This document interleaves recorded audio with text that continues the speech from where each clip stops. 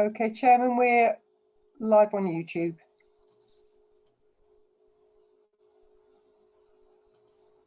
Thank you very much. Okay. Well, welcome everybody to yet another virtual meeting of the Western Planning Committee. My name is David Beeman and I am the chairman of this committee, and I'm supported this evening by the following officers, I believe. Beth Howland-Smith, who's the development manager, Lewis Jones, planning lawyer, Chris French, team leader, Olivia Gorman, planning officer, Ruth Dovey, I think, I'm not sure if she's attending or not, chief principal planning officer, Jessica Sullivan, a planning officer, and Kimberly Sohn, Democratic Services Officer, and also, of course, my Vice Chair, Councillor John Rubini. Members and officers, please use the hands raised function within Zoom to indicate that you wish to speak. Please keep yourself on mute when you are not speaking. Please can I also ask that any questions are kept brief and to the point, for which time you speak to this evening, and an alarm will sound when you've been speaking for 4 minutes. If any member in the meeting gets connection temporarily disrupted, we will pause to allow them some time to rejoin the meeting.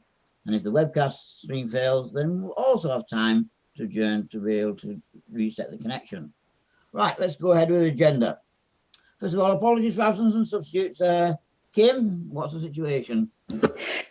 Chairman, More moved on than what we had. You have to.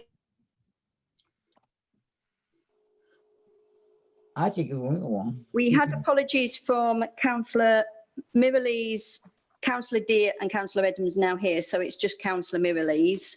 Yes. And I believe that Councillor Hyman is here as substitute for Councillor Mirrlees. Yeah, thank you very much. I think that's true. Thank you. Okay.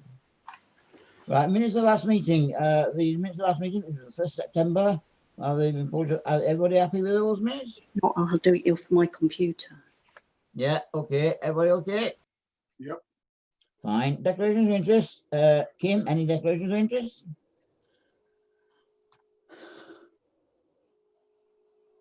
Hello. I think there are no declarations, Chairman. Okay, apart from the fact that I would like to declare that I am a member of Fountain Council's Planning and Licensing Consultative Group. But the decisions of that group, of course, do not bind me to any decision I may make tonight. Okay, questions by members of the public? None, Chairman. No questions, Chair. And members? No questions, Chair. Oh, we are doing well so far. Right, any relevant registration updates, Beth, since the last meeting? No, Chair. Oh, right, jolly good. Right, application. So we move on to the main item. This application planning permission. First of all, is that under delegated powers, were there any decisions made under delegated powers? Yes, Chairman, thank you. There were 2 decisions made under delegated powers. Both were approved since the last meeting. Thank you. Okay, do we give details of those? I can if members are interested in them. They are from other parts of the borough as well. So, I mean, it's okay. Up to you, Chairman. All right, okay. Well, okay. Well, I think if you do, we might just have it reported in the report, please. Or at least in a second report. Right, okay, move on to the main items now. Applications of fishing. Number 1, 2020-1095, Dackelwood, Old Frensham Road, Lower Bourne, GU10 3PU. Erection of a dwelling following demolition of the existing bungalow. The officer is Olivia Gorman, and to make the presentation, please. Presentation just coming, Chair. Thank you very much.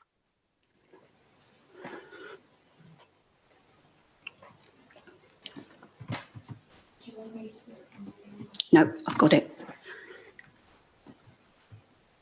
Let me in, Fiona. Let me in, let me in, let me in, let me in.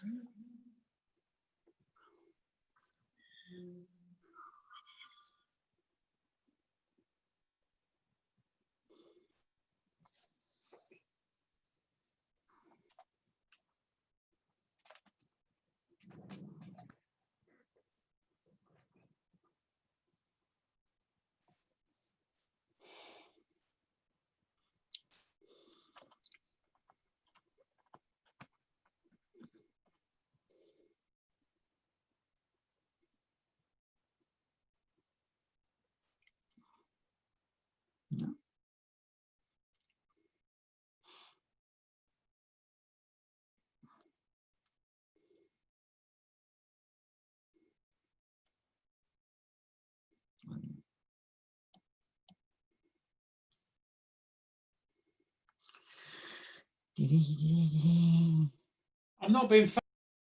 No, I'm good either.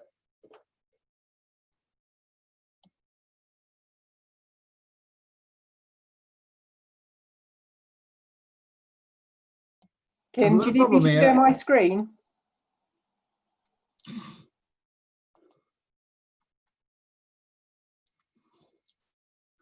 I've got a problem here. Oh dear. Kimberly, can't hear you, muted.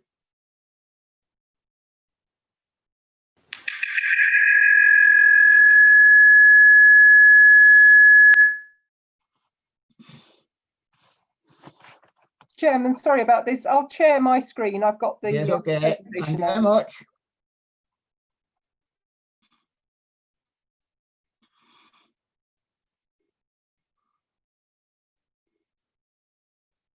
Okay. Right, Olivia.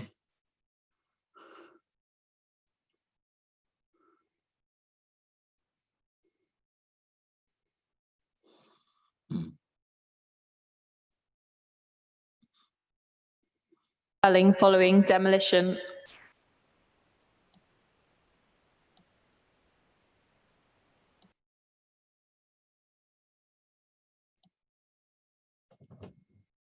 Hello. Yes, sir. But see you later.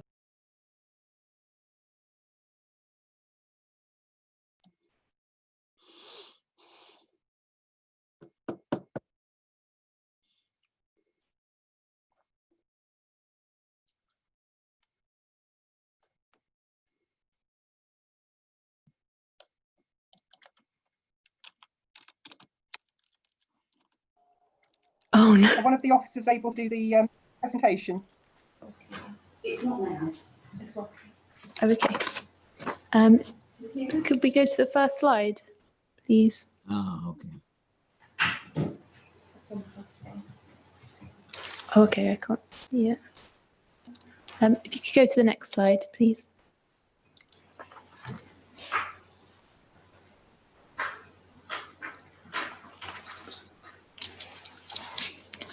The application site is located to the southwest of Old Frensham Road, opposite Bourne Green.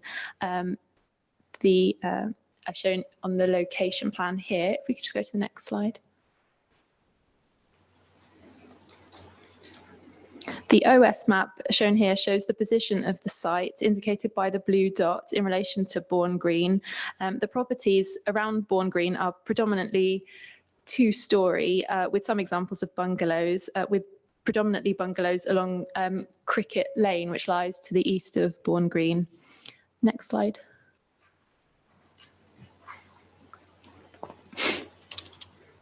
Next slide, sorry. Thank you. The aerial view is shown here, again with the application site indicated with the blue dot. Next slide. The site comprises a semi-detached bungalow and single garage as shown here on the existing site plan. Next slide. The existing elevations are shown here, with the adjoining property Birdhurst shown in the front elevation drawing. Next slide. The existing floor plan and roof plans are shown here, with the roof plan of the adjoining bungalow Birdhurst also shown. Next slide. The application proposes demolition of the existing semi-detached bungalow and garage and the erection of a replacement two-storey detached dwelling. The proposal would result in the adjoining bungalow Birdhurst also becoming a detached dwelling, with a 1.1 metre gap proposed between the two properties. Next slide. The proposed front and southeast side elevations are shown here. The proposed dwelling would feature 2 stories with a single-storey chalet-style element on the southeast side, immediately adjacent to Birdhurst. Next slide. The proposed rear and northwest side elevations are shown here. The dwelling would feature a central 2-storey element with gable ends to the front and rear, with 2 flat roof ground floor rear projections proposed, as shown on the rear elevation. Next slide. The ground floor proposed plan is shown here in relation to the outline of the existing neighbouring property Birdhurst. An integral single garage would be provided as shown on the floor plan here. Next slide. The first floor and roof plans are shown here. The roof plan shows the central 2-storey element, and the floor plans show that the dwelling would feature 4 bedrooms. Next slide. The existing and proposed street scene plans are shown here.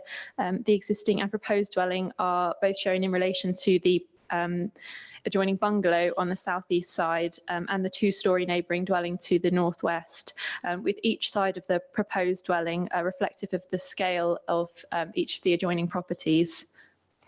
Next slide.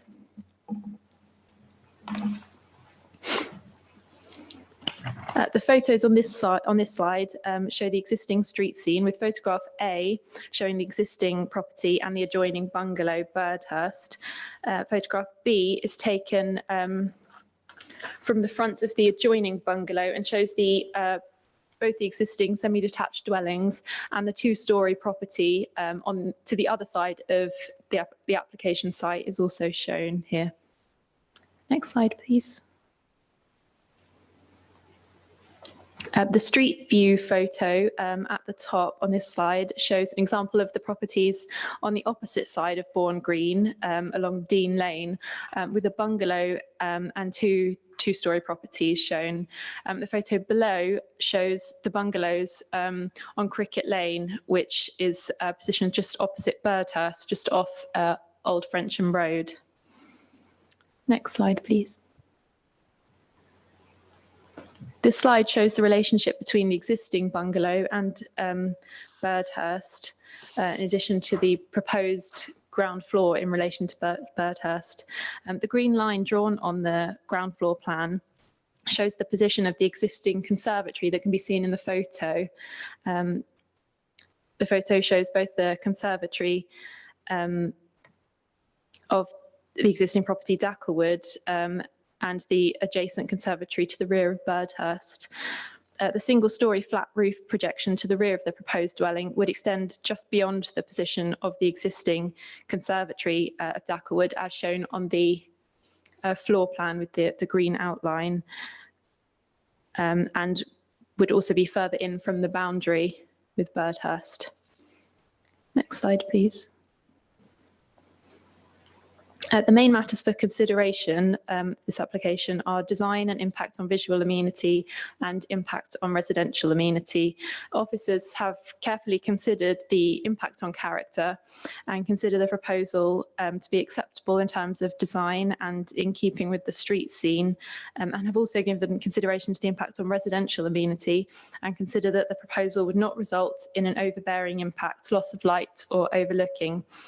The officer recommendation is therefore for approval, The updated recommendation in light of the verbal update from this evening is that, subject to conditions 1 to 12 and informatives 1 to 5 as set out in the agenda, condition 13 and informative 6 as set out in the update sheet, and condition 14 as provided as a verbal update, permission be granted.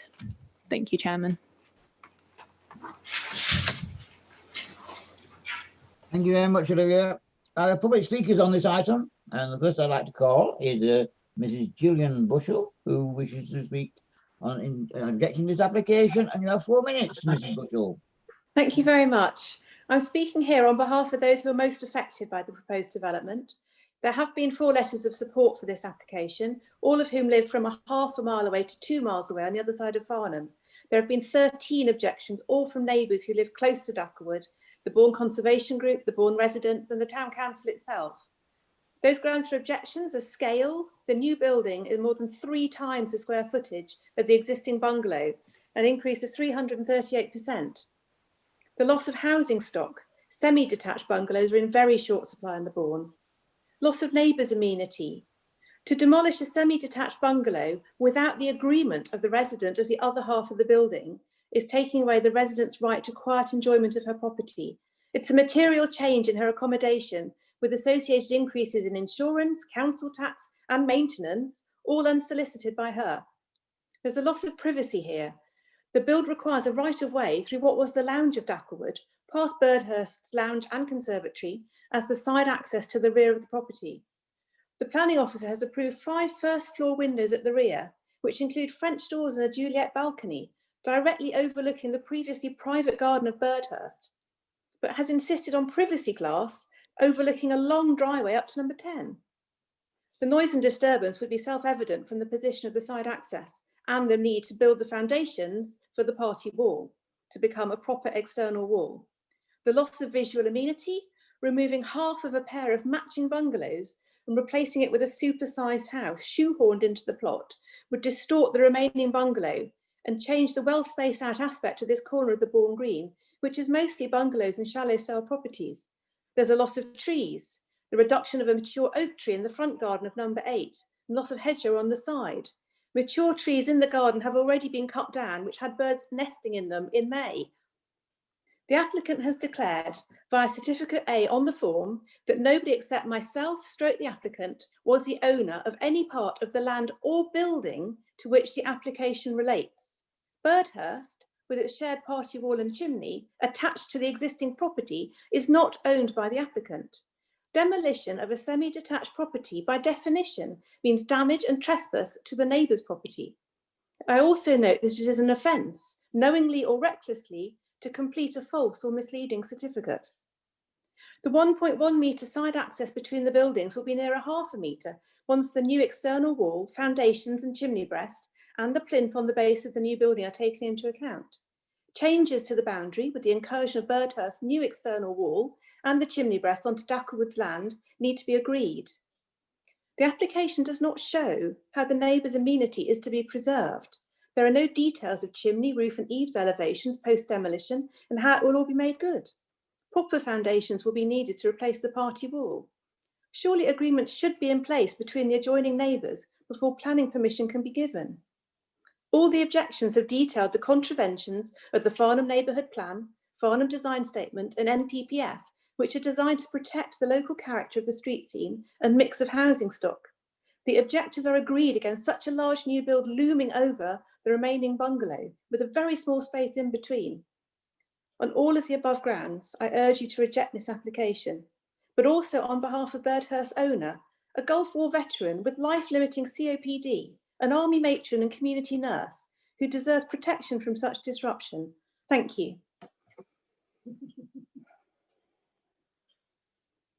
Thank you very much. I have another speaker who's Tara Everson, who wishes to speak in support of the application. Tara, 4 minutes. Thank you, Chair, and good evening, councillors. The applicants, Mr. and Mrs. Richards, are a local family. They're hoping to build a new, well-designed home that will enhance the character and appearance of the area. We are pleased to see that the application has been recommended for approval by your officers, as this reflects the efforts that the applicants have made to ensure that the resulting scheme is acceptable in all respects, but most importantly, in terms of its impact on the character of the area and its impact on neighbours. The existing property has fallen into a state of disrepair. It was found to be full of damp and has mildew in the ceilings and walls, and the floor joists were completely full of wet rot. The poor condition of the property was such that the applicants felt there was no viable solution to work with the existing building, and instead they decided to proceed with plans for a replacement instead. Whilst the new house will be detached from the adjacent bungalow, care will be taken to ensure that the current shared wall is made good. This will also be controlled by a party wall agreement. Adequate space will be provided between the two properties to allow for maintenance of both properties. The new dwelling has been designed with a subservient element adjacent to Birdhurst, with the main two-storey element set approximately 5 metres away from the shared boundary. And this allows for a gradual transition in height, with the main part of the new dwelling reflecting the scale and two-storey height of the other adjacent property, which is 8 Old Frensham Road. The new dwelling meets the 45-degree light rule, and in terms of privacy, there are only 2 non-habitable bathroom windows that face directly towards the boundary of Birdhurst. These windows will be fitted with obscure glass and will have limited opening in order to prevent overlooking. The proposed detached dwelling will respect the pattern of detached properties that characterise the surrounding area, and this character can be appreciated from the location plan on page 6 of the committee agenda. Furthermore, the new dwelling will be set back over 13 metres from the front boundary, so will not appear unduly prominent within the street scene. It will be finished in traditional red brick with a clay tile roof and tile hanging, which is typical of the local Farnham vernacular and will enhance the site's appearance. In summary, we feel this is a great opportunity for a well-designed, high-quality dwelling that will enhance the surrounding area and be suitable for future generations. We wholly agree with your officer's assessment and conclusion and ask that you support the recommendation to approve. Thank you for your time. Thank you very much, Tara. Right, we have a spokesman from Farnham Town Council, which is Councillor Brishan. Councillor Brishan, do you have 4 minutes, please?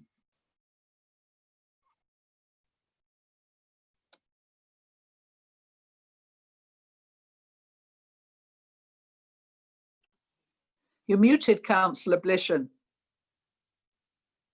You're muted. Yes.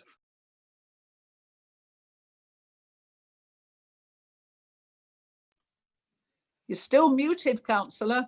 Yes, Councillor Brishan, you're muted. Can we unmute him? It's muting. Can you hear me now? Yes. Yes. Right. My broadband's been playing up all day, but fingers crossed. Thank you, Chairman, and good evening, everyone. My name is Roger Blish, and I'm one of the 2 Bourne Ward councillors. I'm very familiar with the layout of this proposed planning application site and its surroundings. I've studied all the relevant documentation pertaining to this application, including the 13 neighbours' letters of objection and 4 letters of support. I've also listened to the speakers here this evening. I speak on behalf of Farnham Town Council. Their comments on this planning application, I will quote verbatim as follows. Erection of a dwelling following demolition of existing bungalow. Dackelwood, Old Frensham Road, Lower Bourne, GU10 3PU. Farnham Town Council strongly object to the proposed demolition of the semi-detached bungalow to make way for the erection of a detached 2-storey property, being contrary to LPP1 policy TD1 and Farnham Neighbourhood Plan policy FP1 in scale and layout, not safeguarding the amenity of the neighbour. The preserving of a mix of housing types should be considered with the proposed loss of another single-storey dwelling. Dackelwood and Birdhurst comprise of a pair of matching semi-detached bungalows. Whilst not a specific planning issue, the following points are essentially of material significance to this application. The proposed plan is to demolish Dackelwood and its garage completely and leave the very attractive attached Birdhurst bungalow standing alone. Apparently, no contact has been made by the applicant with the resident of Birdhurst. This planned new development will impact greatly on the character of the area and its neighbouring residents. It is a prominent position fronting onto the Bourne Green. It is out of scale for this relatively narrow plot, and the planned gap between the new building and Birdhurst will only be 1.1 metres. There will be some loss of light due to the bulk of the proposed new building, and the extensive glazing on the rear wall of it may cause some light disturbance during the evening and nighttime hours. The neighbours at number 10 have a concern about overlooking of their driveway, which is used regularly by their children. Old Frensham Road is quite a busy route, with vehicles frequently speeding along there. I have myself experienced that and I'm well aware of it. There is a blind bend nearby on the road to the right of this site, and almost opposite the bungalows is the T-junction with Cricket Lane. Where am I? To exit opposite the bungalows is difficult. Coming out of Cricket Lane to exit on the left, it's virtually blindsided. On the right, you've got that tight bend, as I've mentioned previously.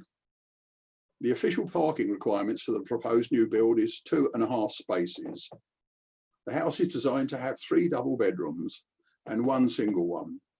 Therefore, it is possible that several more cars may be based there. All construction vehicles should be parked and unloaded on site.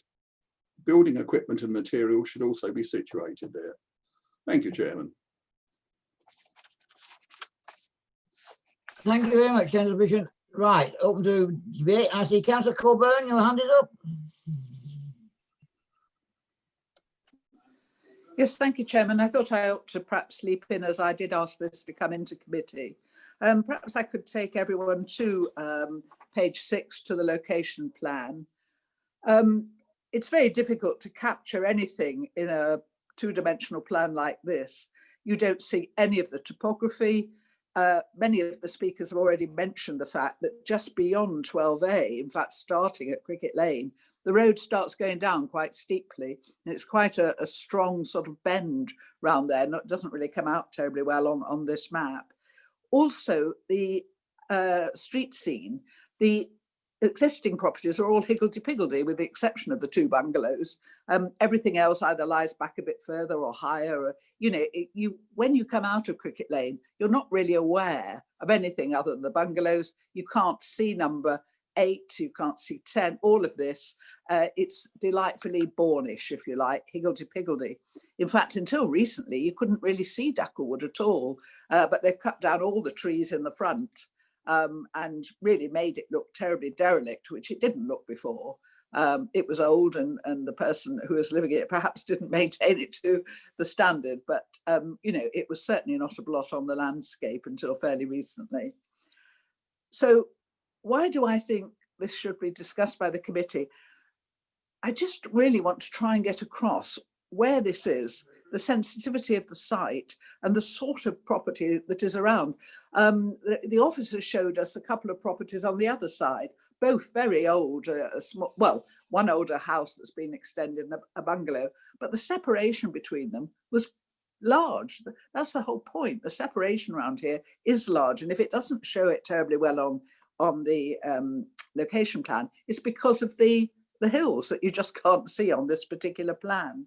So I have to say that, you know, I think the location plan, I think, I don't think it's, no criticism of the officer or even the applicant. It's just a fact that if you only have something in 2 dimensions, you really can't understand the lie of the land. It's interesting at the bottom of page 6, where it says, it absolutely states in the proposal, the neighbouring bungalow, which the existing application property is joined with, would become a detached dwelling as part of the proposal, with the wall between the 2 properties to be retained and made good to form the side wall of Birdhurst, and the existing shared chimney to be retained as part of Birdhurst. How do we know that? We've no plans. We don't know. Who has actually said that? Because it isn't the owner of Birdhurst, so we don't actually know what Birdhurst is going to look like. At the end of this, we have no plans for that at all. So I was a bit confused in that, because I thought, well, we haven't got any idea really what that side of Birdhurst is going to look like. There's a condition I noticed about trees, and I did have a little smile to myself because they've cut them all down already, so there's no point in having a condition about looking after trees. If we could perhaps have a look at the next one that really worried me, which was sort of page 12. And I think you do then see the relationship of these two buildings. What you don't see is the space either side of them, because either side of the pair of semis are drives up to houses. So you've got a natural separation between that you don't have here at all. That I can't think of any other combination of house around the Bourne Green that looks like this. I can't find it anywhere, and I believe you may have looked. I cannot see two houses this close together round the Bourne Green other than the pair of semis.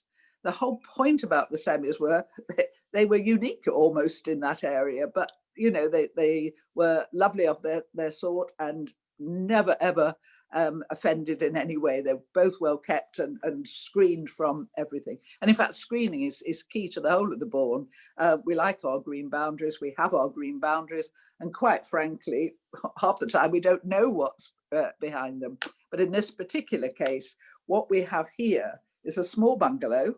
We've no idea how it's going to look because we haven't got any plans for the remaining bungalow, and this enormous house, and it is big by any definition, and it is going to fill the plot. At the moment you have a bungalow about the same size as Birdhurst, and then a space, and then the bungalow, and then the drive up to number 10. So you have a sort of loose pattern, if you like, of development, plenty of space. Suddenly in the middle of it, and I think the street scene is a bit deceptive again through no fault, but if you just look at the street scene on page 13, what you don't see again is the difference in the layout of it. That house at number 8 is not sitting forward. You know, there is not going to be a line of houses like this. It's a very misleading one, and it doesn't show you that the other side of Birdhurst, there's quite a gap before you get to, I think it's Larch Wood, and then the house behind, which has that drive again. So the whole pattern of development around this part of the green is very loose, very green, slightly more modern as you go up the top of Old Frensham Road, down Dean Lane, the picture you saw, it's completely unmade road, some lovely old cottages, St Martin's on the Green Church, and it's unmade right the way down to Tilford Road. And if anybody has ever driven it, they will only do it that one time, believe you me. Old Frensham Road is a made road. It's a different road, takes you into the car park at the Bourne Green. The Bourne Green is our heart. You know, we have a show there. I went yesterday just to double check what I was saying. And you could see how well used it is and what it's used for. It's a great place to be. And it is lovely. It is just lovely. Are you going to tell me I've got to finish? Yes, right. I would say I would be interested to hear what other people have to say, but I am not sure that this fits in with the character of the Bourne. Thank you, Chairman. Yeah, I think I'm quite clear.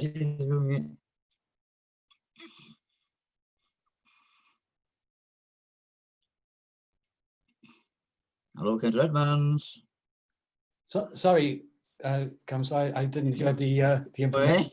Yeah, the demolition of a semi-detached home when the adjacent property is occupied engaged my disbelief. However, it appears legal until challenged in the High Court. Fortunately, the County Highway Authority assessed this application on safety, capacity and policy grounds, imposing the condition that the site makes provision for vehicles to turn on site so that they can enter and leave in forward gear. Logically, this should also be the case for demolition construction vehicles. Similar conditions were imposed by the local planning authority in 1989 for road safety conditions. Road traffic has increased since 1989. Planning guidance that I've found when researching this situation suggests that the developer may have to provide alternative accommodation for the attached property residents, especially if asbestos is present. The application breaches Farnham Neighbourhood Plan Policy FNP1 with unacceptable levels of noise and light. It also does not engage LPP1 policy CC2, which seeks to minimize demolition waste. Clear definition of the parking requirements by LPP1 Sustainable Transport Policy SD1 would assist. I can't see the parking information from the information given to me. Within the locality, the responsibility to make clients aware of client duties under the Construction Design and Management Regulations 2015 to eliminate foreseeable health and safety risks is frequently not evident. Everywhere I look, there's unsafe acts when I see construction activity. With all my previous organizations, safety was a priority. This is not always the case in local planning. I recommend precondition is that the health and safety executive be engaged to prevent uncontrolled building collapse, which is significant. I'm concerned about the consequences of the poor neighbour who's living next to this proposed application. Risk from connected services and risk from vehicles turning, slewing and reversing. It is I am uncertain what duty of care the local planning authority owes to the resident of the adjoining property.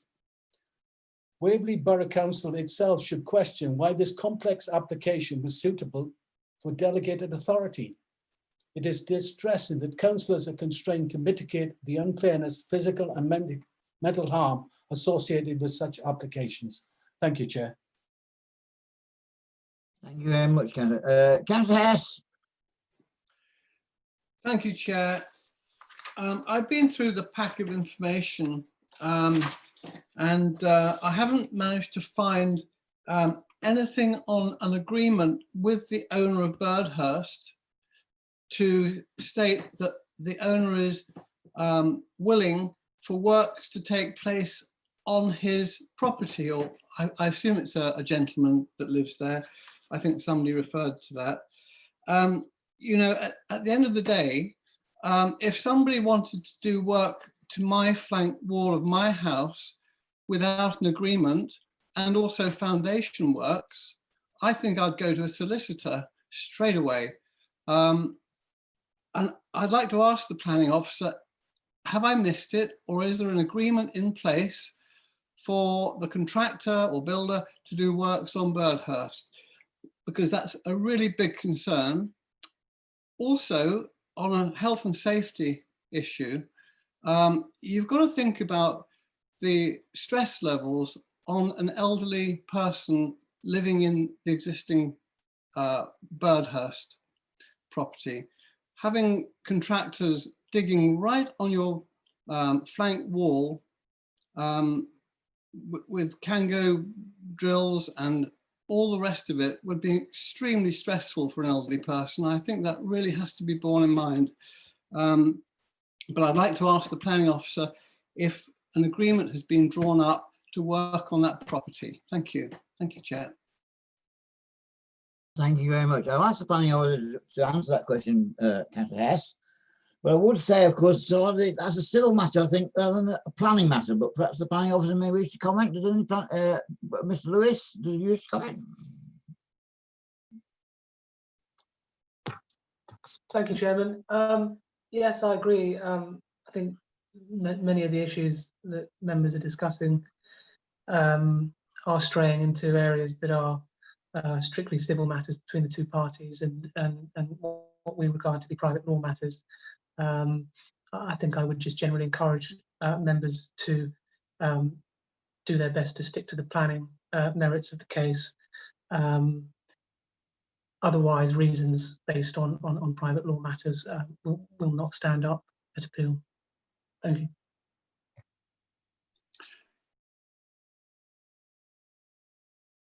Councillor Clark.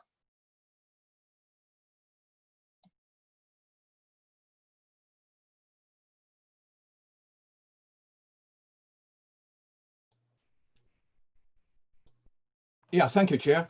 The Farnham Neighbourhood Plan attaches great importance to preserving the distinctive character of the various built-up areas of the town.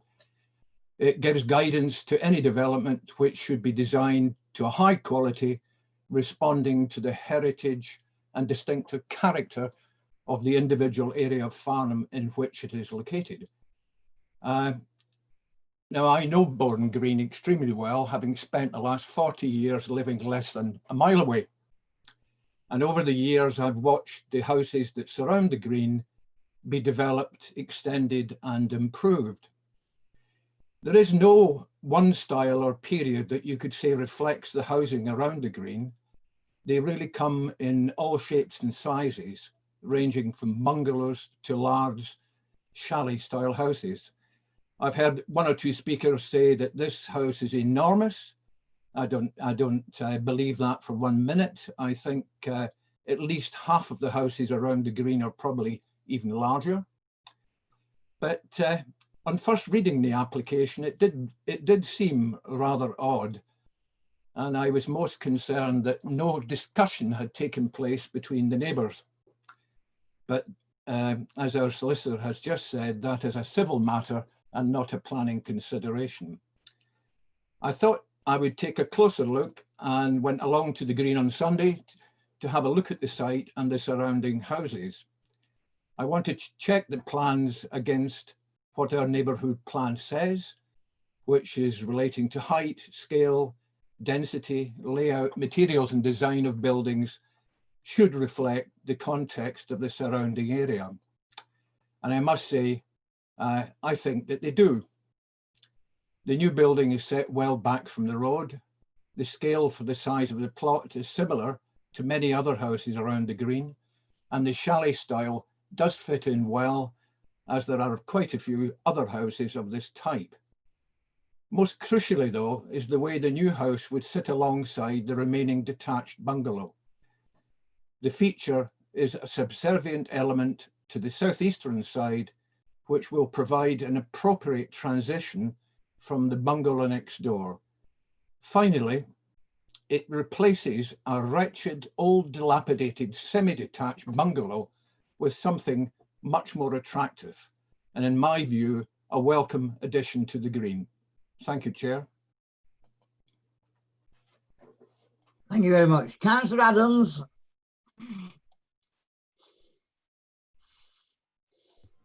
Thank you, Chair. I'm inclined to agree with Councillor Coburn and the parish council, town council. I think that this is squashed in a way that actually is unsuitable for the Bourne area. I think there should be a much bigger gap between the two properties if they're actually separated. And I think we have a shortage of bungalows in the borough, not 4-bedroom houses. So I think that to restore this to perhaps a larger bungalow would in fact be a much better solution. So I support the town council. Thank you. Thank you very much. Councillor Hyman. Thank you, Chairman.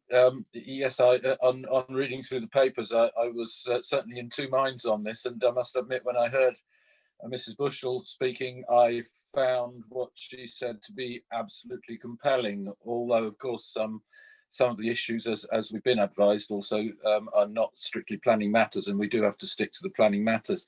But then again, when I heard Tara Everson, I found it quite compelling when she spoke about the condition of the existing property and the need to do something with it. So it puts us in a difficult position. I do agree, I think, on balance, after what I've heard with Councillor Coburn. Obviously, we have actually got a policy in terms of measuring higgledy-pigglediness, which is in the design guide and TD1 FMP 16. I do think that although there are compelling arguments on both sides, it's the amenity of the neighbour. There's the important vista to me at that point of the green is absolutely vital for us to try and preserve and not set a precedent for any major change to what surrounds the green there, because it is prized. It really is. I mean, I would count it second to Farnham Park, really, as an area of Farnham that we really need to be very careful with. So I do think that in terms of the design and respecting the local character, I have to come down on the side of refusal, and it would be on those policy grounds and the design guides. Thank you. Thank you very much. I would like to point out, as Councillor Clark has pointed out in the chat, that a shortage bungalow is not a planning condition, but a consideration. Anyway, I've got Councillor Coburn wishes to speak, but I'll take this Councillor Isherwood first, and then Councillor Rubini, then Councillor Coburn. Councillor Isherwood, because you haven't spoken yet. Thank you, Chairman, very much. This is the second case I've heard of this year where people have talked about going to civil law to sort out the problem. Can they afford it? That's the first question I would like to ask. But to me, not talking to the neighbour is bully boy tactics. It really is out of keeping. Civilised behaviour, manners maketh man, and surely you talk to people. Dereliction of a property is not an excuse, not a reason for granting planning permission. And Mrs. Jill Bushell and Councillor Edmonds, Councillor Coburn have made much of the special nature of the Bourne and the area.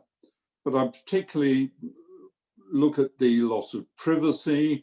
I look at FNPN P1, the design guide. I just find that this really is out of keeping with the Bourne. It's a 2,500 square foot house, and that excludes the garage in really a relatively small plot. So I will wait to hear what other members have to say, but I find the bullying is the only way I can describe it of the applicant, not to be in conversation with the other property owner. Thank you, Chairman. Thank you very much. Again, I think I want to stress to everybody that, you know, we have to deal only here with planning consideration. Councillor Rubini. Yeah, thank you, Chairman. Yes, I want to stick to planning consideration.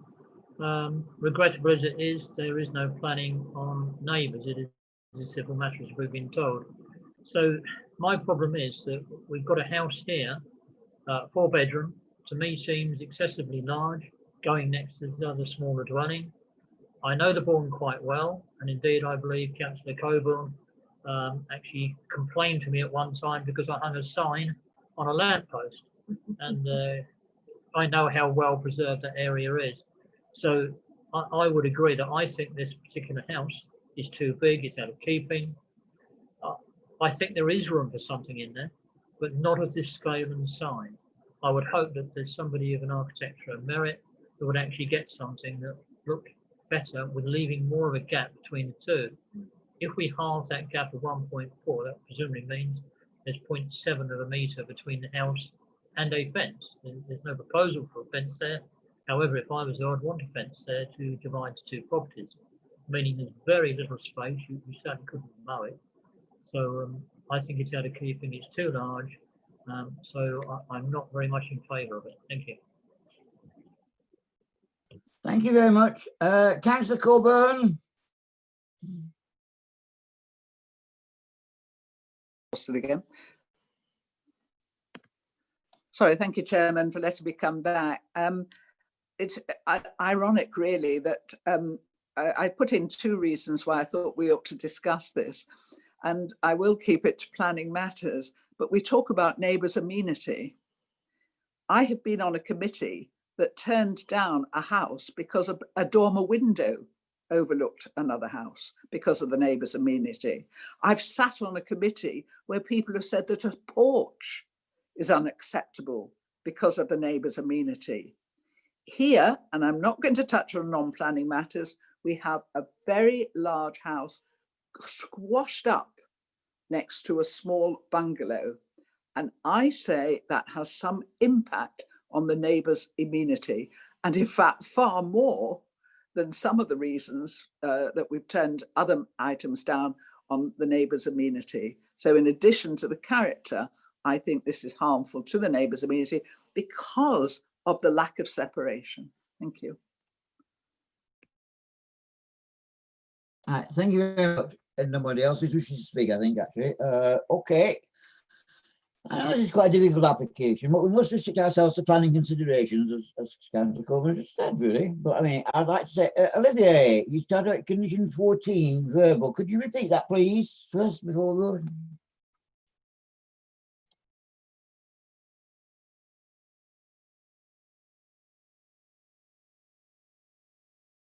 Olivia.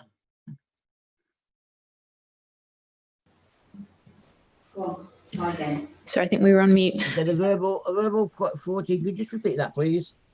Yes, that would be no development shall take place until details have been submitted to and improved in writing by the local planning authority showing the existing and proposed ground levels of the site and proposed ground levels of the building hereby permitted.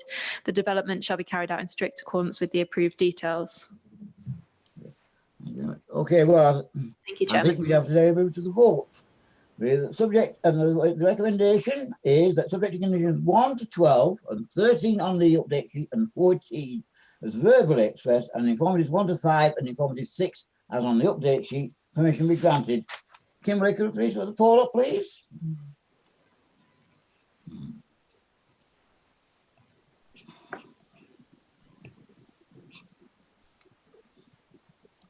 Councillor Keane against. Thank you, Councillor Keane.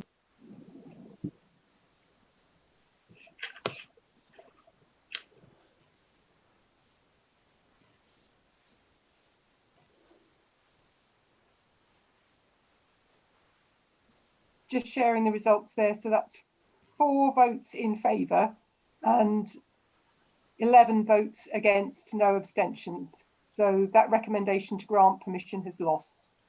Right. Right, okay, well, we need to have an alternative recommendation. Does anyone wish to propose? I presume Councillor Coburn will. Yes, sorry, I was just trying to get my hands up. I know. Right, shall I go ahead? Yeah, go on. My alternative recommendation is that permission is refused. Do you wish some reasons at this stage? Yes, well, why not? Or do you want, shall I get a seconder first? Sorry? Shall I go ahead? I think the development, sorry. Go on. Is that right? Sorry. I think the development, due to its scale,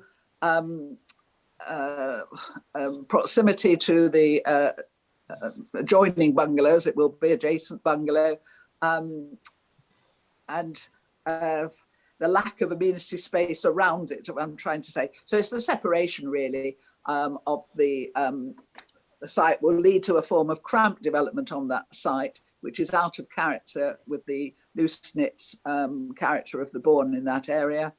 And I think it will be harmful to the amenity of more than one of the neighbours, actually, not just the adjacent bungalow, but also the houses, certainly number 10, I think will also be affected by it. Thank you. Chris. Thank you, Chairman, and thank you, Councillor Coburn.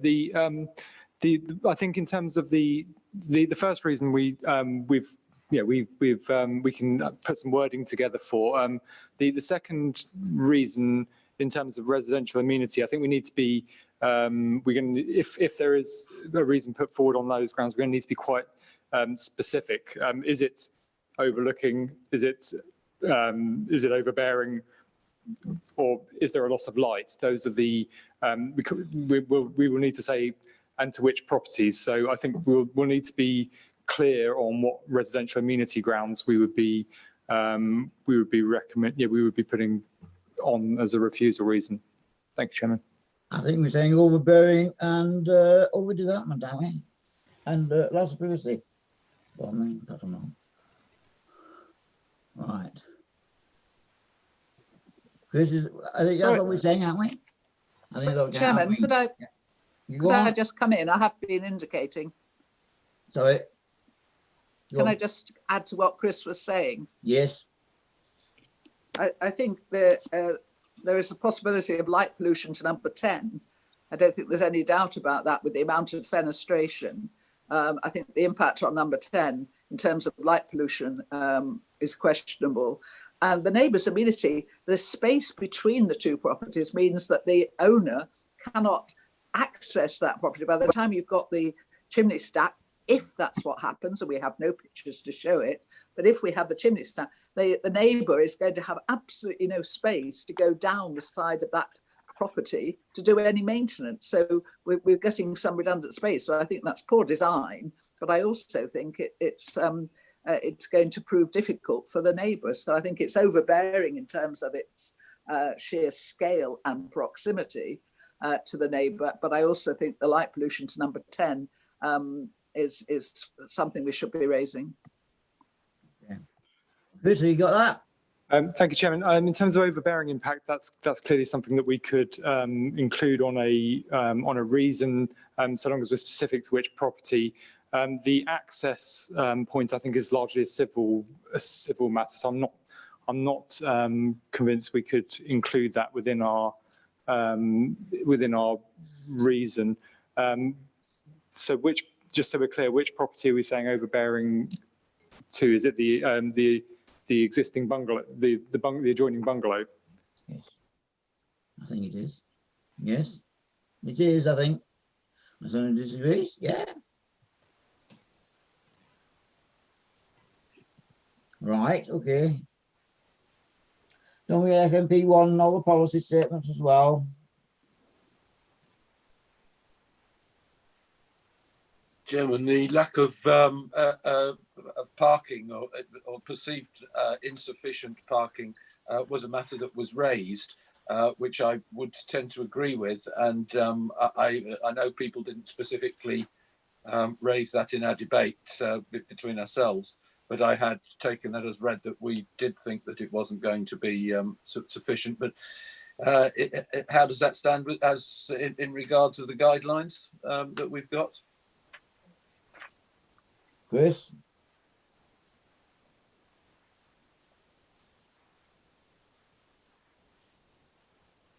Thank you, Chairman. We will come back on the parking requirement in a second.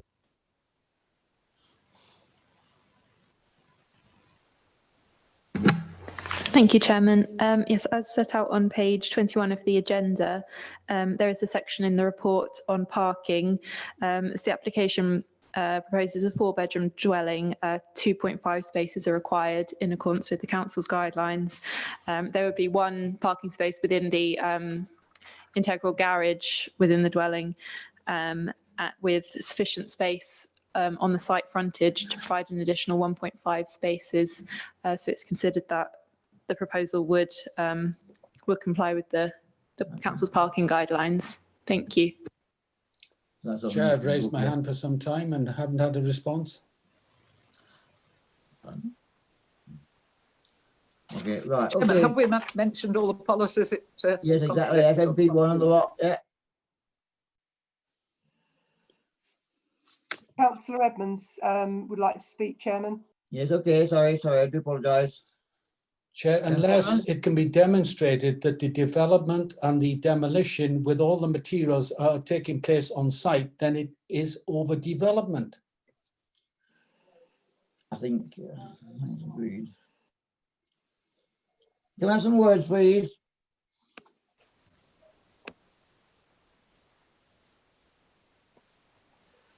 Sorry, Chairman. When we've answered that, can you answer whether we put the policies in? Yeah, exactly. And then the wording of the should include the policies. Yes, I think this is in the Frensham Council. The first spontaneity, really. The policy statements. Apologies, Chairman, just one moment.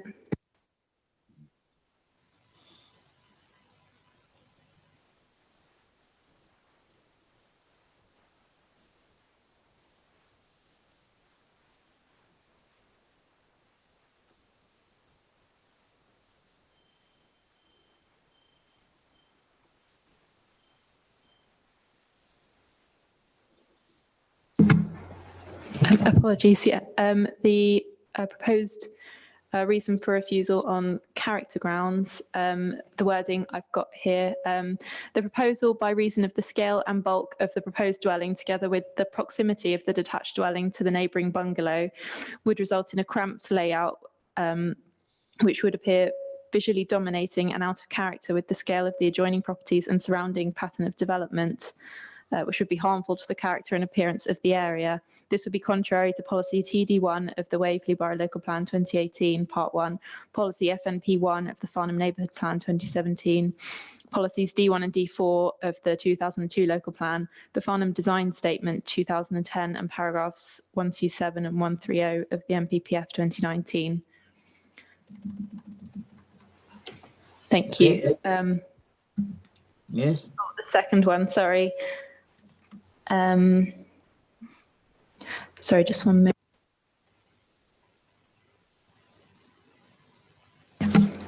Apologies. The second reason for refusal I've got down is the proposal would have an unacceptable impact on the amenities of the neighbouring occupier at Birdhurst by reason of the scale and bulk of the two-storey dwelling and the proximity to the shared boundary, resulting in an overbearing impact. This would be contrary to policy TD1 of the Waverley Borough Local Plan 2018, Part 1, policy FNP1 of the Farnham Neighbourhood Plan 2017, retain policies D1 and D4 of the Local Plan 2002 and the MPPF 2019.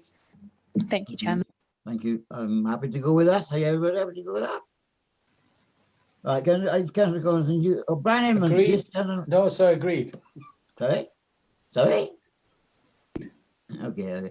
Councillor Coleman, are you happy with those words? Did you post the motion?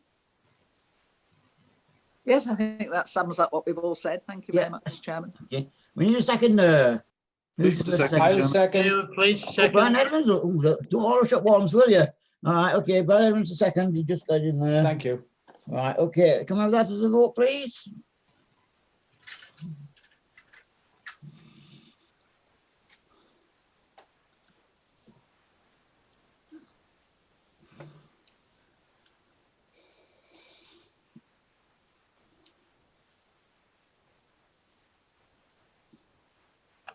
For Councillor King.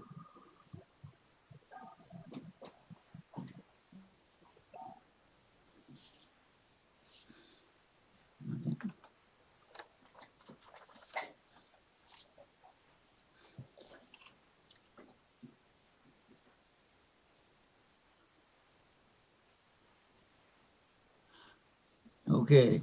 And the alternative recommendation that it's refusal of the grounds outlined is passed as well. Yes, it's passed. Okay.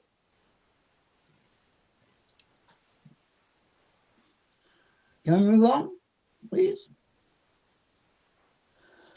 Right, we now move on to two applications which are not public speaking. The first one being WA 2019-1915, land at 9 Wellington Lane, Farnham, GU 9BA, an outline application for the erection of a detached dwelling with all matters reserved, additional information produced 12th of March 2020 and amended by plans received on 2nd of September. Right, Ruth Dovey is to present. Yes, Ruth. Hello, Ruth. Good evening to you. Thank you. Good evening, Chair, and well, thank you, members, and good evening, Chair. I think I might have got that wrong way around. Sorry, apologies. I'd just like to draw committee's attention to the fact there's a written update sheet on this one. I've also got a couple of verbal updates. The first one is that a draft appropriate assessment has been undertaken for the application. This has been reviewed by Natural England and they raise no objection in terms of the application's impact on the Thames Basin Heath SPA. The second one is just to correct an error on page 39 of the report where it's referring to the quality of accommodation and the government's technical housing standards relating to dwelling sizes. So the dwelling is actually, the indicative dwelling is actually a 2-person, 3-bedroom dwelling, not a 2-bedroom, 4-person dwelling as set out in the report. So the standard for that would be 61 square metres not the 70 square metres set out in the report. And therefore, on that basis, the proposal would accord with the standard, being 69 square metres in area. And then, apologies, there are a couple of highways conditions that need to be added. So one of those is as follows: the development hereby approved shall not be first occupied unless and until the following facilities have been provided in accordance with the scheme to be submitted to and approved in writing by the local planning authority for the secure covered parking of bicycles within the development site.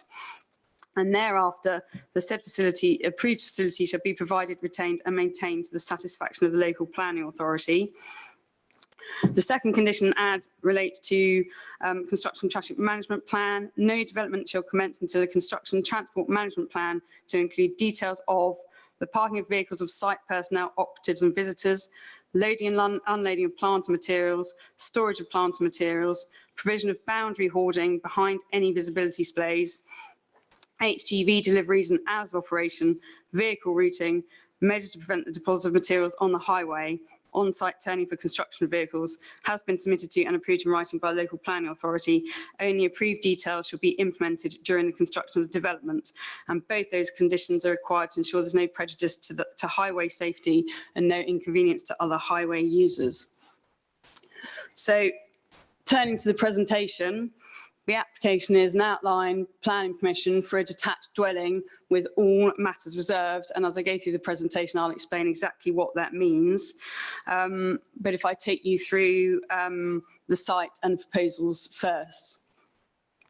So the site is located within the developed area of Farnham, and it comprises the side garden area to number 9 Wellington Lane, as you can see on the site location plan. Next slide, please. So this aerial gives you a bit more context.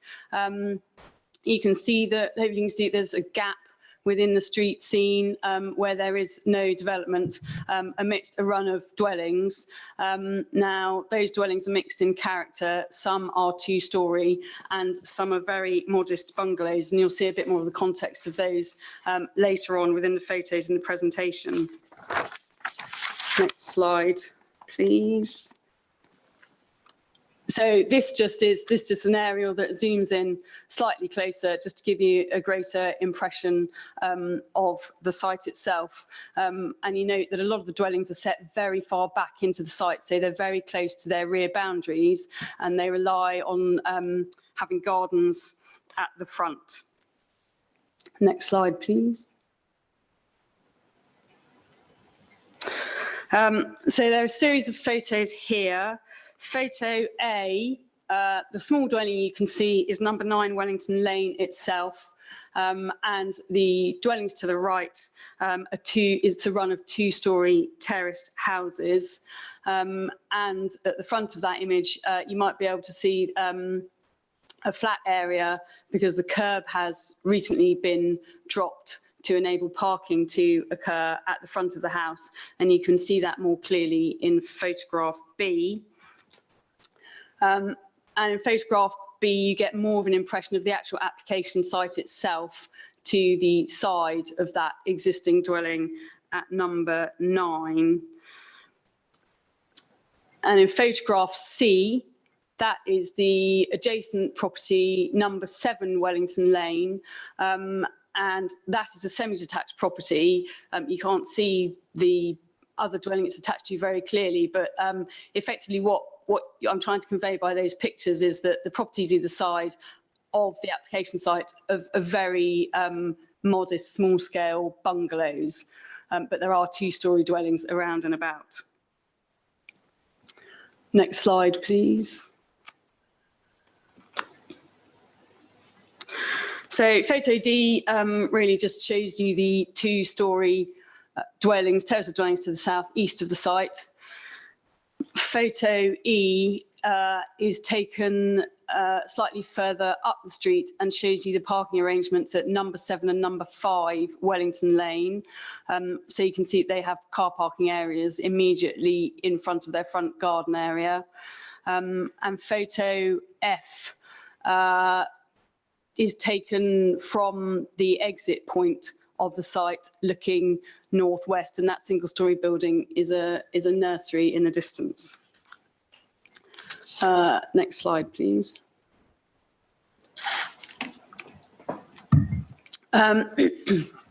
So this is the indicative plot plan and the indicative floor plan for the application.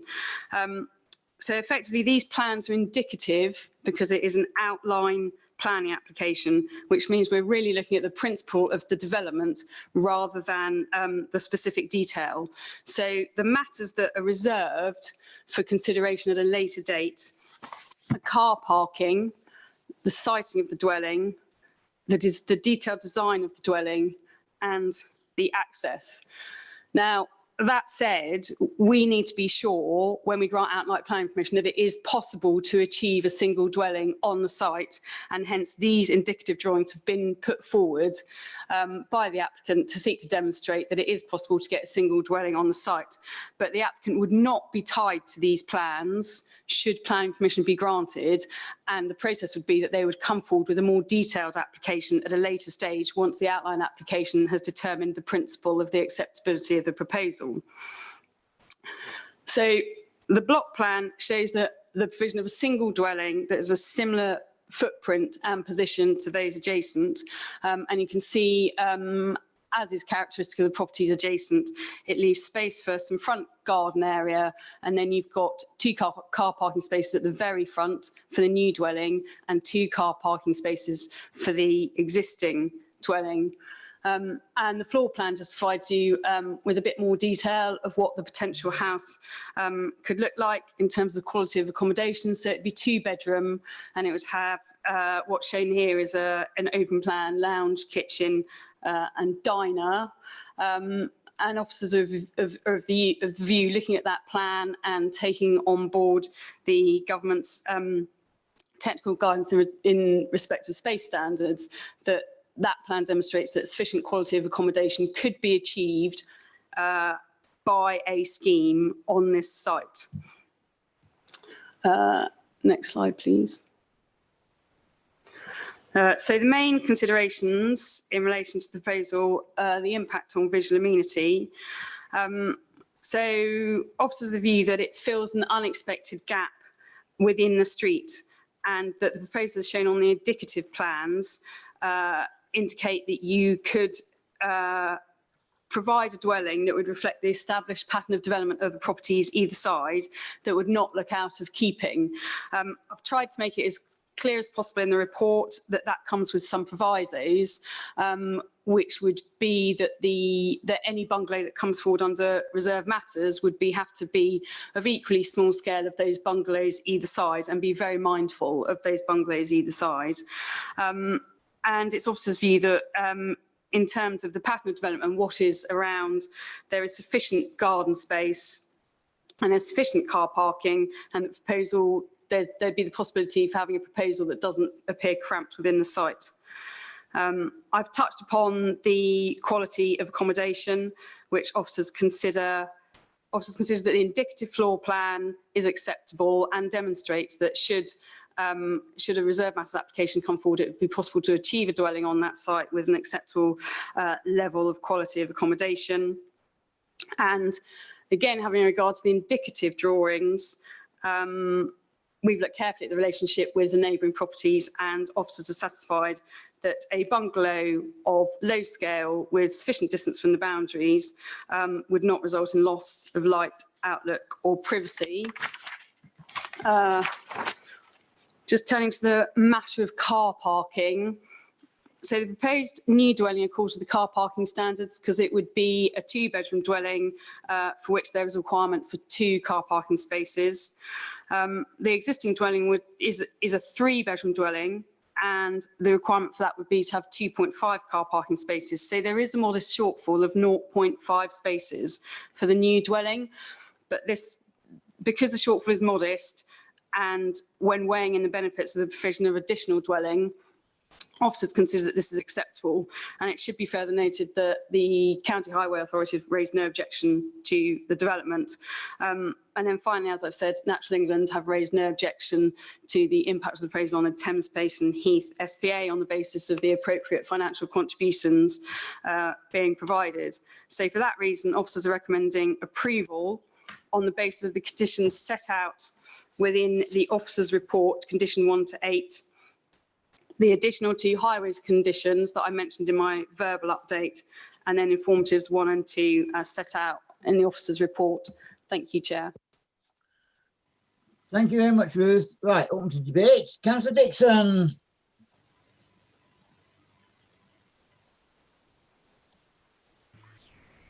Good evening, Chairman. Good evening, councillors. Yes, I wanted to speak to this because this street is very close to where I live. In fact, I know Wellington Lane extremely well because I've driven down it almost every day for the past 5 years when taking my kids to school, when they don't walk. They do walk occasionally. So my first impression when I got this was, you have to be kidding me, because this is a very narrow road, which is frequently congested with parked cars.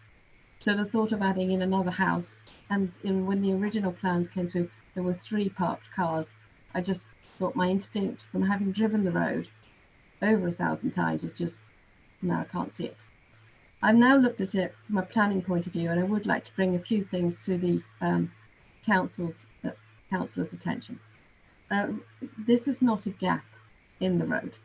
This was a 3-bedroom bungalow which had a very large garden, had a garden set out alongside it, and it was a couple who had maintained it beautifully for many years until they could no longer.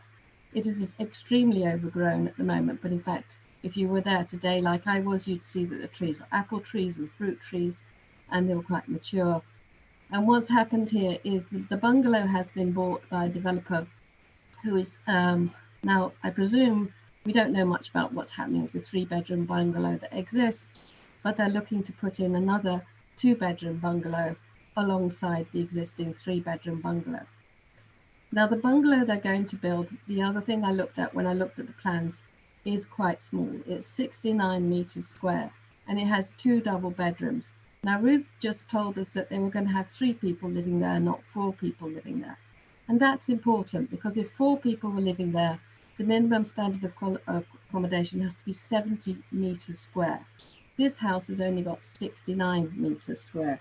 So if 4 people live there, it is actually below the national standard for households. It's also, if you look at the diagrams on page 31 of your pack, you'll see that the bedrooms, the 2 double bedrooms, are extremely tight. And in fact, I know it's not planning conditions, but there aren't any wardrobes. So this is a very, very tight living space that people are going to be living in. So this is a small house, but it completely fills the plot. The other thing is, because it's 2 bedrooms, it has to have 2 parking spaces. Now that sounds great, except that the 3-bedroomed house has also got 2 parking spaces. So, and the 3-bedroomed house should have 2.5 parking spaces. So between the 2 houses, which remember are both owned by the same person, we have to have 4.5 parking spaces. But if we agree this today, we're going to have 4 spaces where there should be 4.5 parking spaces. Now this may not sound like a lot, but in fact, as I've said before, this is a very, very narrow lane. And when I went there today and I spoke to 6 of the neighbours, and they've told me what I've actually experienced for myself, is there a lot of overflow parking on Wellington Road. There's overflow parking from the kitchen showroom on the corner. There's overflow parking from the nursery, which is just across the road. And there's also overflow parking from people on Farnborough Road, where they've got Victorian terraces with no parking. So therefore also, Ruth did show us a road of, you have no idea how narrow this road is, but literally you cannot park nose in to the house. You have to back in. If you park nose in, you won't have enough room to reverse out. And actually, Surrey Highways actually agrees with me. They sent a letter on the 20th of January to Ruth saying this planning permission, if it goes ahead, has to have a turning circle on the property, because otherwise people will not be able, I can read it out because I want to make it says the Highways Authority requires that it has visibility and there should be a shared access to serve both existing dwellings, and this could be the centre of the plot. So basically Surrey actually didn't think there was enough space to put the parking in there. Now subsequently there has been further correspondence between Ruth and Surrey Highways, and as she says earlier on, they have agreed, but in fact there is a material error in the correspondence between Ruth and Surrey on the latest email, which was on the 29th of July. And I know it's just a typo probably, but Ruth has written to Surrey and said they are reducing the number of spaces from 2 to 4. Now, I'm not even sure what she's talking about, because there are 4 spaces on a plot where we need 4.5 spaces. They're not reducing spaces from 2 to 4. So the correspondence of the 29th of July with Surrey Highway actually doesn't make sense. So therefore, I think we therefore have to refer back to the correspondence of Surrey Highways on the 20th of January, where Surrey Highways have actually said, no, this is difficult to get parking in here. We need a turning circle, we need a diagram, we need sight lines, otherwise we will not agree this. Dixon, we're talking about an outline planning application rather than Yes, I think the thing is though, and I agree with you, the point is that this planning permission has come in with reserved matters, and the person who's applied for it has asked us to reserve car parking, design, access and sighting. But to be honest, he's asking us to write him a bit of a blank check, because when you look at this, the first thing you say is, how are they going to sort out the parking on this? This is a very narrow lane, it's a very busy lane, and not a lot of parking there. So I don't think we can be asked to agree a blank check on this. Well, I don't think we are agreeing to a blank check, but that's only my opinion. Anyway, anything else? Yes, so finally, yes. As the Farnham Town Council has said, this is overdevelopment. This is building on somebody's garden, and it is on a bit of a bend where there's actually very difficult visibility with quite fast traffic coming down from the A325. So this is why I brought it before this committee. I welcome everyone's opinion on it. So possibly, maybe there could be a house there, maybe they're not, but these parking issues really have to be taken into consideration. Thank you. Okay, thank you very much, Councillor Dixon. Right, Councillor Hyman. Now, if your comments are regarding the email you've sent, I think Ruth has provided with the hopefully reassurance that the appropriate session has already been carried out. Councillor Hyman. Thank you, Chairman. Yes, I will address that, because the law has, of course, determined how we must interpret the directive and what the contents of an appropriate assessment are. But I'd like to start, please, if I may, with the basic question of what here exactly are we being asked to grant or recommended to grant consent to, because the introduction, the description of the application, which is what I tend to think that is what we're being asked to consent here, is that it is the erection of a detached dwelling. Yeah.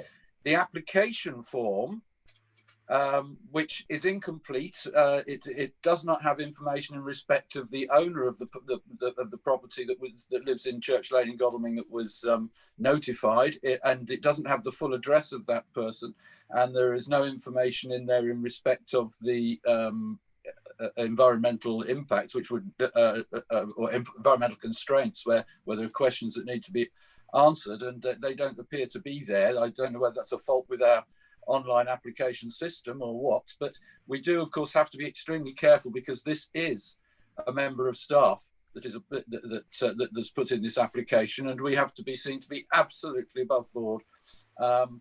So it says it's a detached dwelling here. It says it is a 3-bedroom chalet bungalow on the application form. That's what they're applying for. And in this, it says that it's going to be a 2-bedroom bungalow, and somewhere also says that it's going to be a 2-bedroom chalet bungalow. The question to me is, if we look in the middle of page 37, one paragraph up from 11, you see the bottom of that, it says the current proposals for an outline application for 3-bedroom bungalow, chalet bungalow, with all matters reserved. So I've got a number of different things in front of me. I tend to think that as this is for a detached dwelling, and that's all it stipulates, that is what we would be granting permission in principle for. And I would certainly not go along with that, because obviously there is in the appeal decision of 13 years ago, whatever it was, that was deemed completely out of the question, and I think it would remain so. Now, in respect of the claim that Natural England has no objection and that a draft appropriate assessment has been conducted, of course, this is vital, because we must ensure that where it's a member of staff that's applying for permission, that we are abiding by the law and totally above board. The courts have determined beyond any doubt whatsoever that the advice that's been provided by officers and Natural England and lawyers since 2007 has always been plain wrong. That's your opinion, Councillor Hyman, and I have to interrupt there because it's your opinion, Councillor Hyman. No, Chairman, it's the opinion of the courts. Advice. It's what the courts have said. Chairman, I would like to ask the question, what are we granting consent for if we grant consent? Is it the description on the application form? And the other question is, to our officers, do you accept that people over Wind and Crondall overturned Hart's judgment upon which NRM6 and the delivery framework and the avoidance strategy and therefore this application depend? And that's a yes or a no. So do they accept that Hart has been overturned and therefore we have to refuse consent to this because there is no appropriate assessment of the mitigation measures? And also, are we granting consent for a detached dwelling as opposed to a 2-bedroom bungalow? Well, I think Ruth wants to come in now. Ruth? Yes, thank you, Chair. I'll clear up a couple of matters that have just been raised there. So effectively, because it's an outline application, you are granting consent for a detached dwelling, but the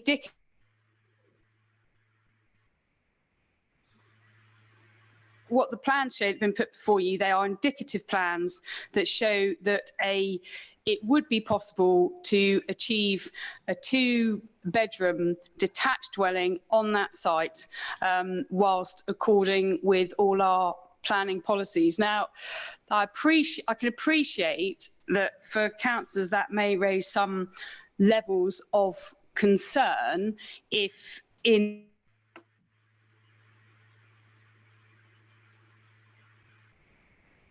Can't hear you. Sorry, Chairman, I can't hear, and we need to be able to hear. I can't hear either, brother. It was me. Okay, Councillor Ruth, can you hear me? I think we needed to start again, Chairman. Yeah, okay, I will do that. Ruth? There you go. See if that works. Ruth, can you start again, please? Okay.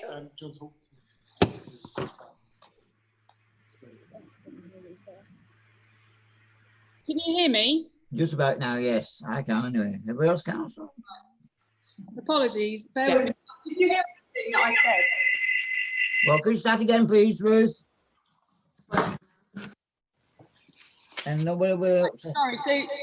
So sorry. Shall I? Stand distance. Shall I? I think we have to give up on this one, Chairman. Yeah, I know. Hold on. Can you hear me now? Yeah, she wanted to speak, Councillor Corbyn, so let us. Yes, Councillor Ruth, go on. Okay. One more time. So just, so in terms of Councillor Hyman's question about what is actually being approved at this committee, it would be for the provision of a single dwelling. What the plans are doing that I've put before you are showing you what would be possible on the site whilst according with all the council's standards. And so from an officer's perspective, it would be possible to achieve a 2-bedroom bungalow and be acceptable for all the planning reasons that I have put forward. So I appreciate the members might have some concern about the fact that the description doesn't nail down everything that's discussed in the report, but that is the purpose of having a reserved matters application that would come through at a later date. So the applicant would have to submit all the detail that they have opted to reserve. So all the detail relating to the design, the size of the dwelling, the car parking provision, etc., would come through at reserved matters stage. And if we felt that it wasn't appropriate, we would have good grounds to refuse that application, even if the principle of a single dwelling has been agreed through an outline application.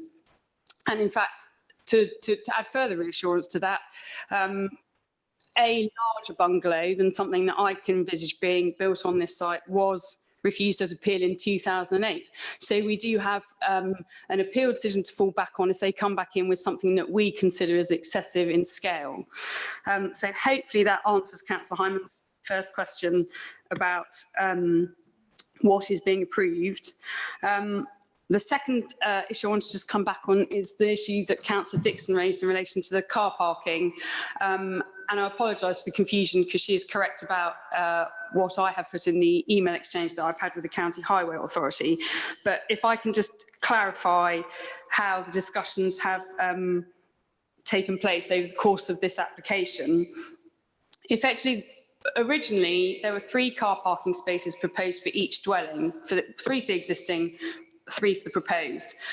And under those circumstances, given the position of those car parking spaces, the County Highway Authority were very clear that they wanted to see turning within the site because the visibility displays weren't sufficient. We then went back to them and said that from our perspective in terms of visual amenity, that wouldn't work because effectively all the garden area would be taken up, by turning. So hence, the discussions around reducing the level of car parking provision to 2 spaces for each property, and thereby they are closer into the central boundary of the site, and the site lines are improved. And on that basis, the County Highway Authority considers that the proposal would be acceptable from a highway safety perspective. And just in terms of the email that I sent the Highway Authority, Councillor Dixon is correct that I have got my digits the wrong way round when emailing the Highways officer. However, he was sent the layout plan with that email. I've discussed it at length, so I know he understands what's going on, and his response does say, I'm satisfied with the revised parking and access plan provided. So he has looked at the plan, and I am very confident that he knows exactly what is being proposed at this site. Thank you, Chair. Thank you, Ruth, for a detailed explanation.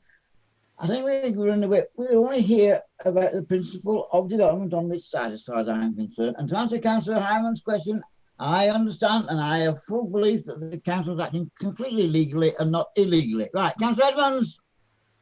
Point of order, Chairman. Thank you, Chairman. I asked a question which I haven't had answered.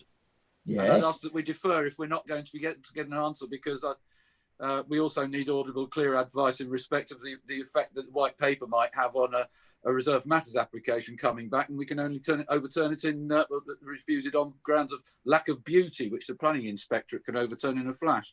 So this is very important what we do tonight, particularly as it's a staff member's application. I'm just saying. So you're telling me I'm not going to have an answer? Come out with anyway, so we've got to deal with this situation as the situation is now, as far as I'm concerned. Members should be allowed to know what the answer is to that question. Does the council accept that the court judgments have overturned Harts, which has been relied upon for many years? Mr. Lewis, would you want to give him the legal answer? Yes, thank you, Chairman. I don't disagree with Councillor Hyman that the Hart decision has been departed from.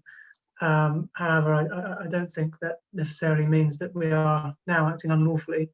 We've given extensive advice on this issue over the last year and longer, And as members know, we've received more than one council's advice on the issue.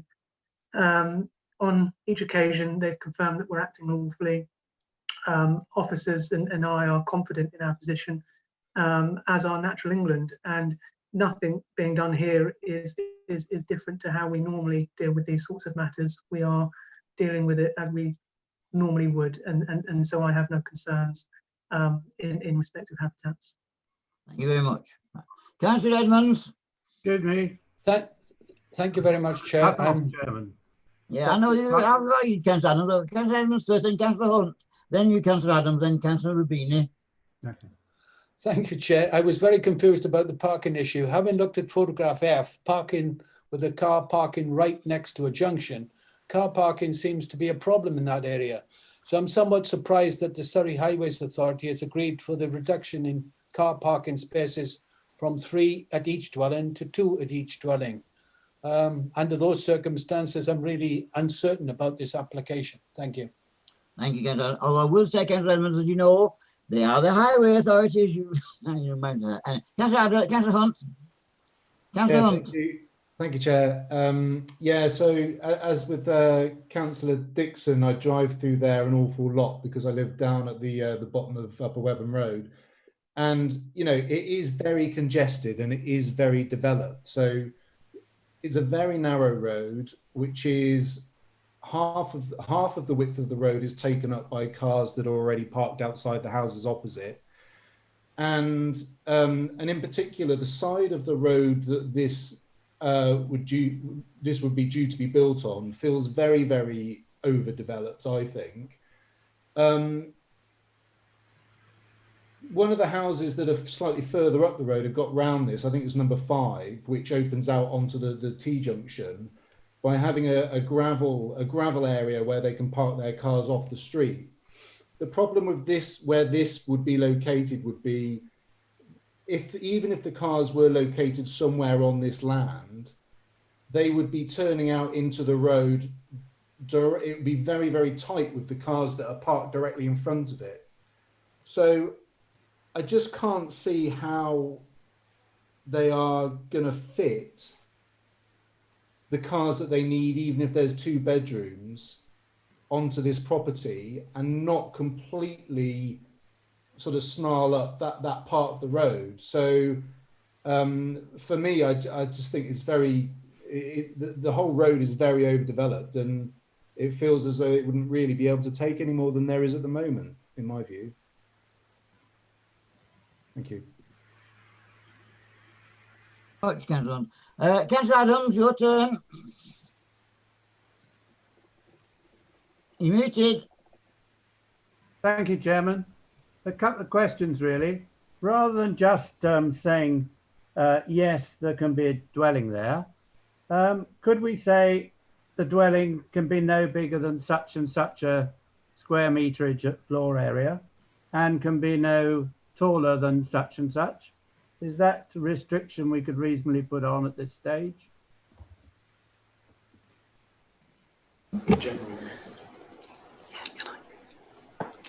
Shall I answer that one, Chair? Can you answer that question? Yeah, I don't think, I mean, those are the kind of details that would be left for reserved matters stage, but I have tried to be very careful in the report to make it very clear for any applicant who comes forward at reserved matters what the expectations would be.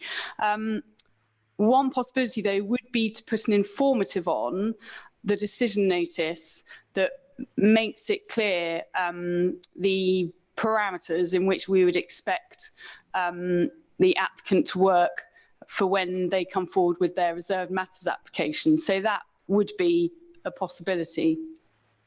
Okay, that's a good idea. Right, Councillor Rubini or Councillor Keane, I'm not sure who wishes to speak. It is indeed me, Chairman. Thank you very much. When I read this and when I heard the officer, to me it seems reasonably straightforward. That is that all we're asking to do tonight is to vote on an outline application. No detail, no what the house is. Therefore, as far as I'm concerned, it is just a simple question: would a house fit into that area? The officers believe that with clever design, yes, it could. So I'm going to support the officers simply because we haven't any detail in front of us. I'm assuming from what they say that at a later date when an application comes in, we then get the opportunity to turn it down if it's too big, or approve it if it's small enough to what we consider. So this is not an area that I want to get into, i.e. that that's too big or too small for me indicative. What I'm saying is it's very simple. Do we think that the officer agrees that we can get a building in that space? Thank you. Oh, if life was simple, Councillor Ravini, but there we go, yes, okay. Right, yeah, I've got two speakers who want to speak again. I've got Councillor Hyman, this is the answer about what we've already said. We believe we're acting legally, but it may be something else. Councillor Hyman? The courts have decided otherwise, but I'm asking actually about the issue of whether what it is that we would be consenting, and my concern that with the government white paper we would not be able to refuse anything at all that came forward at a reserved matters process in the future. So we've been told that we could put in place an informative. Informatives obviously are just that, they have no power whatsoever.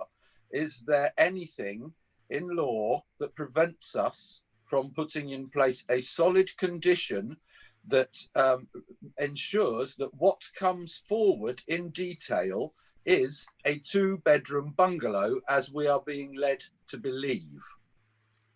We're being told that that's what would fit and would have enough, without making the building much bigger and being unacceptable in terms of the appeal decision that we had. I do not believe there is anything in law that stops us from putting in place, if we consider that that is necessary in order to establish the principle of development on this site. And that's ignoring the SBA issue. But I think we should, and I would propose such a condition that would hold it to, because then we are granting consent for what's being put in front of us tonight, rather than something mad that might turn up that we have no power to overturn at a time in the future. Thank you, Chairman. Thank you. Councillor Deere. Oh, sorry. Yeah, sorry. Thank you, Mr. Chairman. I would like to congratulate Ruth on a coherent, clear, informed, analytical presentation of this project or proposed project. And I would also like to record my approval of the clarity and the straightforwardness with which Councillor Rubini has just summed up this situation. Thank you very much, I don't have a problem with it. Thank you. Councillor Hunt, you still got your hand up? Yeah, sorry. I think it was a question, and I think it is along the same lines as Councillor Hyman's. Given this is outlined, can we not put a sensible limit on the size now, so as to give the applicant guidance as to what he might be able to achieve, and therefore smooth the process out for the future? I think we would be able to do that, wouldn't we? Because we've voted on outline applications, or they've been outline applications come through previously on plots of land that have said at outline it's been approved for up to 140 houses or whatever. Now this is a different scale, but the principle's still the same. So at this stage, could we not just say at outline, in principle, you can have a 1-bed or a 2-bed detached bungalow there, and then we cut any nonsense out further down the line of the applicant trying to put something bigger on? Is that not possible? All right, thank you. Yes, okay. Ruth, can you just answer that question? Yeah, I mean, I would just say again, I think it's difficult to put a condition on, because the nature of an outline application is that you are literally just assessing the principle of whether a single dwelling on the site is acceptable. I think we have mentioned that we could put an informative on to manage the applicant's expectations. I think what has been set out in the officer's report also manages the applicant's expectations, and presumably their awareness of what has been refused on appeal in 2008 also assists in setting their expectations. So from an officer's perspective, I think the limit of what we can do is put an informative on, but the applicant should be aware that when a reserve matters comes forward, that whilst the principle might be accepted, the scale of it and the design of it is still all very much up for debate. So just because you approve the principle tonight, that doesn't give the applicant free rein to build a 2-storey 5-bedroom dwelling on this site. Thank you, Chair. Okay, right. Councillor Dixon, last hand, I think. I mean, I agree. I've heard what everyone said, but let's just go back to the basics. This is a 3-bedroom bungalow which has a garden. There is no garden behind the bungalow. The bungalow is right up against its far wall. And so the garden for this bungalow was all down the left-hand side. And yes, it's a bit overgrown at the moment. And the bungalow itself is in poor condition. But we could be just saying, okay, this is a bungalow, it needs to be done up and the garden needs to be tidied up. And yes, it needs a bit more off-street parking. We don't need to agree for a house to be there at all. This is a very congested road. The actual property is on a blind bend. It's on a very busy road. If we allow it to go ahead with 3 or 4 parking spaces instead of the recommended 4.5, we'll be adding materially to the congestion on that road. And also, one thing we haven't mentioned is when this is going to be built. I mean, if there is a lorry, even a Luton, a small Luton delivering a sofa to that site during rush hour, I just want anybody who knows that road, where is the traffic going to go? I know if I go down there and find a lorry blocking it, I can't back up the hill to the A325. It's just going to be impossible. So, you know, when they develop this site, they're going to have to do it outside of rush hour, quite considerably outside of rush hour, with a very strong plan. Otherwise, it's going to cause absolute mayhem. I would put it to members. This is a bungalow with a big garden. We could just leave it as it is. All right, thank you very much, Ken. I will come back to the point, though, everybody, that we're telling you about the principle of development on this site. And I think an informative would be appropriate in my book anyway. So now I'm going to move to the vote in the sense that the recommendation is this planning application should be granted subject to conditions 1 to 8 and the highways comments, and informatives 1 to 2 with an additional informatives 3 about what could be developed. For wording to be agreed out, I would suspect better by agreement by myself and the vice chair and the head of planning in due course. Is that okay? Can we vote on that, please?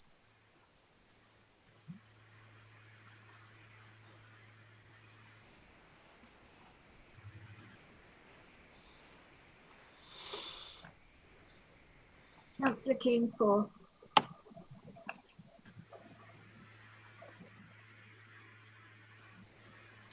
Thank you, Councillor Keane. So that's 8 for the recommendation, 5 against and 2 abstentions.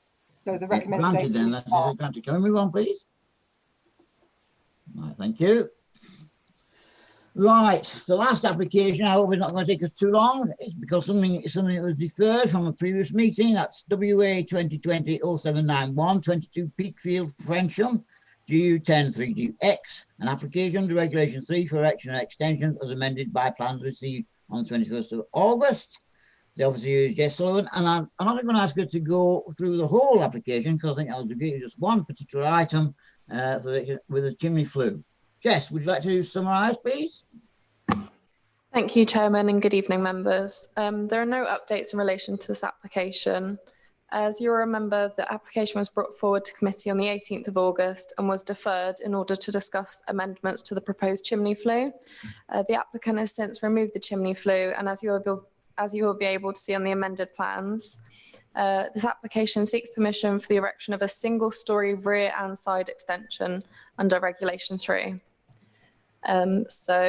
Yeah, these are the proposed plans which show the previous and amended front elevation plans and the removal of the proposed chimney flue, as well as the existing chimney. So the main matters for consideration are the impact on the green belt, the impact on visual amenity, and the impact on residential amenity. So officers have carefully considered this and recommend the application for approval. That's it for this application. Thank you, Chairman.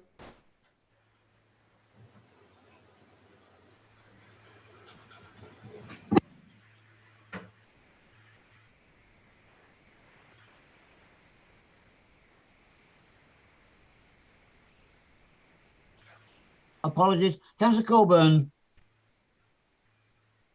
Thank you, Chairman. I just really wanted to say thank you.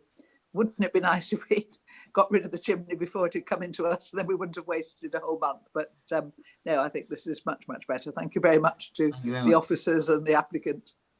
Okay. Councillor Adams. You're muted, I think. Thank you, Chairman. And again, I second that. Thank you, the officers. And Frensham Parish Council is very happy with this change, and I have no issue with it. So I hope it'll be approved. Thank you. Councillor Edmonds. Just a quick question, Chair. What is the Borough Council's relationship with this property? Does it own it? Well, I can't do. Does anybody want to answer that question? Do you want me to clarify that, Councillor? Yeah, go on. Yes, please. Sorry. Yeah, it's Waverley owned. Thank by the you. council. Thanks. Yeah. Councillor Clark. Thank you, Chair. Having disagreed with Councillor Coburn earlier, I just want to even up the score and say that I now agree with her. Thank you. Thank you. And Councillor Hess. I'd just like to say that as the applicant has recognised what we were objecting to first time round, I think it's good to go. Thank you, Chair. Okay. Well, no more speakers. I think I'll put that. The recommendation that subject to conditions 1 to 4 and comments 1 to 2 permission be granted. Could we have the vote for Paul, please, Kimberley?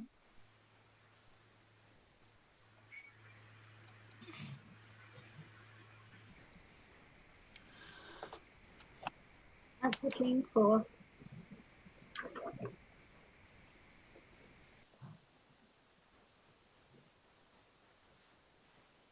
There are a couple of more who haven't voted. One more I'm looking for.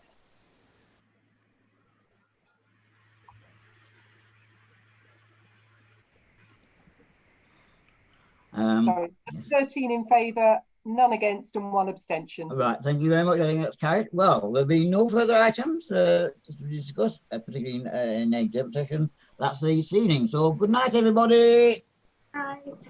Good night, David. Night. Look after your eye. All the best. Bye. Don't black the other eye. Chair. Oh, no.